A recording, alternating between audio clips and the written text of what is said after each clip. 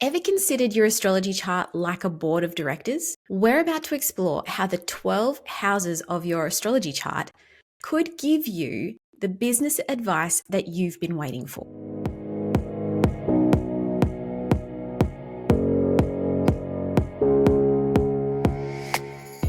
Welcome back to the podcast. I'm your host, Sophia Palace. I'm an astrologer, a copywriter, and an online business strategist, here to help you decode the ancient wisdom of astrology so you can use it powerfully and practically in your business for more alignment and success. Today, we are diving into the 12 houses of the astrology chart. You probably already know a little bit about the 12 houses, and I have a whole other episode that goes into the 12 houses of the chart. It's one of my original podcast episodes, so it's audio only, but you can check that out if you want like a baseline understanding of the 12 houses of the chart. Today, we're going to take this a step further, and we're specifically talking about how to apply a business frame of reference or a business context to the 12 houses. So every single house of the chart relates to your business. This means we're going to take all of the 12 topic areas and find out how to apply them to your business. You can listen to this episode from the perspective of your personal astrology chart. If you're an entrepreneur, a solopreneur, a business founder, you can think about your chart as the business chart. But if you actually have a business astrology chart, or you can create one with the time and place that your business was formed or founded, that's going to be super interesting for you to look at and think about the 12 houses of your business and how you might be able to take more ideas, guidance, and inspiration from astrology to help you create a more powerful and aligned business. This business-specific walkthrough of the 12 houses is going to give you a different perspective on how the houses of your astrology chart work, and it may help you access something that you haven't up until now known about your business or yourself. So the first house. In personal astrology, the first house of the astrology chart is all about the self. It is the house of identity. It is the house of personality. It is the physical body as well. But in business astrology, the first house represents the brand identity. It represents the company image, the public perception of the business or the company. So it is really important to get to know your first house if you're an entrepreneur or a solopreneur or the founder of a business, but also get to know the first house of your business chart as well. What brand identity are you presenting to the world? How can you work with that in a more powerful way? And I have other episodes on branding and astrology, which I will link to from this episode as well. But that's how you can think of the first house. It's going to represent your identity. So my first house is Taurus. For myself, for my business, the first house is Cancer. They have slightly a different approach. So my personal brand is very Taurian. You know, I love things to feel practical and grounded, but also beautiful and have this kind of earthiness to them, which is very Taurian. But I also, in my business, I see my business as its own entity. My business has an approach that is very nurturing. It is the Cancer rising. It is about helping people come home to themselves in some way, helping people come home to themselves in business and helping people understand themselves, helping them feel supported and heard and nourished. So that is the personal brand or the brand identity of my business. So I just want you to think about those things, your own personal brand and the brand identity of your business. Sometimes they will be the same. You will have the same rising sign as your business. And I do have one client who has that. So that's a really cool thing because it means you're going to be very congruent in your messaging. But consider that. What is your first house? What is the sign on your first house saying about your brand identity? The second house in a personal chart is all about your personal finances, your interaction with your material world, your values, your possessions. In a business sense, it's all about revenue. It's about how are we bringing in revenue? It's about our assets. It's about our financial resources. our profits and our expenses. So it's obviously very similar, but you're really thinking about how does the business make money? How does the business make and spend money as opposed to how do you make and spend money? The third house in a personal chart is related to communication, but it's also related to your neighborhood, to your schooling, your early school years, to your siblings, to short trips. In a business chart, it's representative of things like email newsletter marketing. So how you're communicating in this day-to-day way with your audience, your customers. It's related to internal communications. It's related to local networking and who you're connected with in your local area in terms of your business. It's related to phone and internet services as well. It might even be related to how you do Zoom in your business if you're an online business. Think about what that might be saying about how you do communication with your audience. I think it's more about communication, say for instance, marketing communication with your audience. It may even relate to how you communicate on social media. What's going to work best for you? The sign on the third house is going to help you with that. So think about what might be going on there, because the more that you can harness that energy, the stronger you will be in business, the more aligned you will be, the more congruent you will be with your message and with your marketing and with your business in general. The fourth house in a personal chart is all about the home, family of origin, ancestry. But in a business chart, we are talking about your base of operations. We're talking about your office space. We're talking about your work environment and the company culture that you are building. It's not about your personal home, it's about your business home. How does the home of your business feel? So what is the sign that is directing the fourth house in your business chart? The fifth house in a personal chart is all about creativity. It's about romance. It's about children or children of the mind. It's about pleasure. In business, this is where you do your product development, where you are doing your innovation, your risk-taking, your speculative ventures, advertising, like whether or not your advertising is going to be a success is relying on your fifth house, because this is where you're testing things. This is where you are bringing your expression to the table, bringing your creativity to the table. It's also around how you do workshops and presentations. How are you, again, expressing yourself in business? How is your business being presented out there in the world? The sixth house in a personal chart is all about your daily routines, habits, health. In business, the sixth house relates to your day-to-day systems, processes, and operations in your business.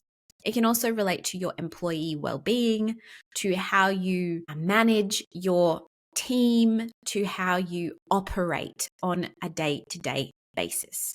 Understand your sixth house when it comes to your business operations. What do you need to have in place? What is the sign that directs the sixth house in your chart or your business's chart? It might give you a clue as to how you can optimize your systems and processes and day-to-day operations there. The seventh house in a personal chart is about partnerships. It's often related to our one-on-one relationships. In a business chart, we are talking about contracts. We are talking about business partnerships. We're talking about client relationships here. This is really important to understand. I talk a lot about this in my episode on customer research, because looking at the sign that directs the seventh house can give you a lot of insight into the qualities of your clients and customers, and also what they might be looking for from you or what they need more of in their life or business, depending on what kind of business you have. The eighth house is traditionally the house of shared resources. It is the house of transformation, of intimacy, of death and rebirth. In business, this relates to your investments. This relates to loans, taxes, mergers and acquisitions. It is that idea of how are you sharing resources in your business? How are you managing resources? Where is the money going? And how are you accessing additional funds? It could have to do with grant opportunities and that kind of thing as well. Look to the sign that is on your eighth house to give you insight into how you have access to shared resources, how you can access that better, or what you need to do to manage your resources more efficiently. The ninth house in a personal chart, this is all about higher wisdom or higher education. It could be about long distance travel. It could be about your philosophy, your spirituality, that kind of thing. In a business chart, we are talking about international expansion. We're talking about legal matters. We're talking about potentially publishing and broadcasting into global markets. Very much about how you expand your reach, the reach of your message, the reach of your business. This is absolutely a house that you want to work with in terms of your messaging as well. So think about the sign that directs your ninth house as giving you another insight into getting your message out there to a broader audience. 10th house. The 10th house in a personal chart is your career house. It is your public reputation house. It is the house of authority figures to you and the way that you present your authority in life. In a business chart, we are talking about the corporate reputation, the business's reputation. We're talking about leadership in your business. We're talking about the long-term goals of the business, the legacy that you're trying to leave through your business, or the business's legacy. Obviously, this is a place that you want to be looking at. You want to be spending a lot of time looking in your business chart at the 10th house. What's going on in there? Are there any planets in there? What are they aspecting? And that kind of thing, to give you some more insight into the business reputation. And if you're founding a business, for instance, this is where you would want to set up a strong 10th house. So you would want to have sign that's on the 10th house, the ruler of that sign, be in good condition, because that is going to be the public reputation of your business. You may have your midheaven, which is that point in the chart that is like the highest point in the sky at the time you were born or at the time your business was founded. The midheaven may be in the 10th house. If you're using the whole sign house system, it may not be in the 10th house. So you want to consider that point in the chart as well. And I have a whole episode on the midheaven for you to listen to, sign by sign breakdown, so you can understand that midheaven point a little bit further.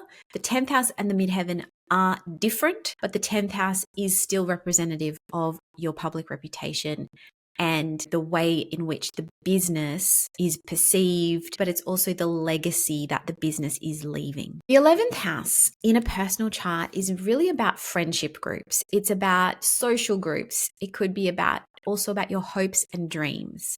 In a business chart, we are talking more about networking. We're talking about industry associations. We are talking about the company vision. So this is where we would look to for the vision of your business. Where do you want it to go? It's not so much about the legacy that you're leaving, because that's the 10th house domain. The 11th house is about the vision for the business. Like, where do you want it to take you? That kind of thing. Okay, the 12th house in a personal chart is the hidden house. It's the house of hidden things.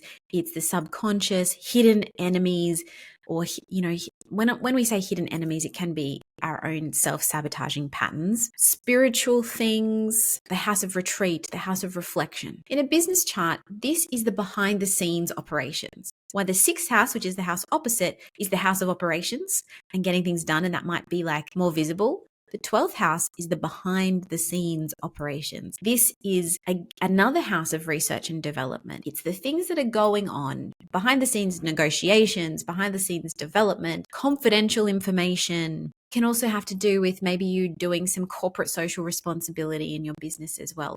The work that you're doing to increase sustainability, or to do things that are not as visible to everyone else, but they're very important and they're very critical to the business success. They're just the behind the scenes things that are going on. Okay, so this is the 12 houses of a business chart, or the 12 houses in a business context. I would love to know what you think. If you've had any aha moments about this, I obviously would dive much deeper into this in a personal or a business astrology reading. You can check out the link in the show notes or the description box to book a call with me where we can dive into all of this in your chart or your business chart. Just as the houses offer insight into our personal lives, they can also illuminate some really key things for our business success and alignment. You can also check out my other episode on the sun as your CEO style. And this is a trip through all 12 houses, which might give you a bit more insight into the way the houses can play out depending on the zodiac sign that is on them. Let me know in the comments how you go with this, and make sure to like and subscribe and share this episode if it has been helpful to you, so that more people can access the insights of business astrology. Thank you so much for listening, and I'll see you next time.